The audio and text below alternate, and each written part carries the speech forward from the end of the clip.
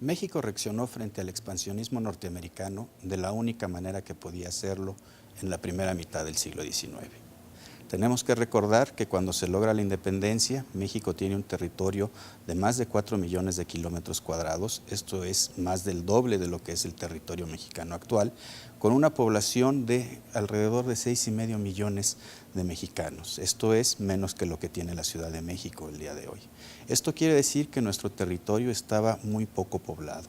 Había otro problema, la colonización se había hecho a lo largo de 3 siglos, pero de una manera muy espaciada y en una parte también muy tardía en el siglo XVIII por el lado de Texas.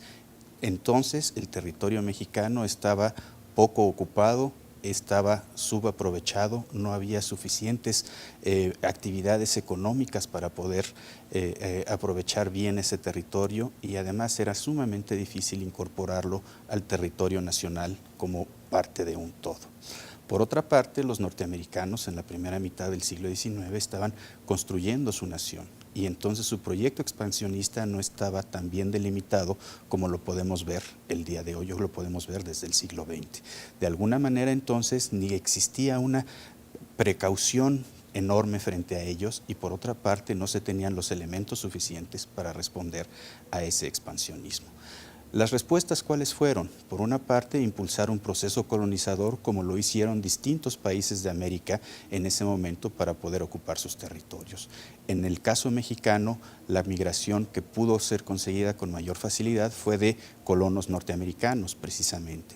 Y ellos llegaron y se establecieron en el territorio, particularmente en el Tejano, impulsados en buena medida también por algunos políticos mexicanos que vieron eso como un instrumento para poder desarrollar negocios propios. Entonces había una enorme cantidad de elementos que hacían sumamente difícil decidir en primer lugar y después poner un alto a un proceso migratorio que por otra parte era visto como deseable.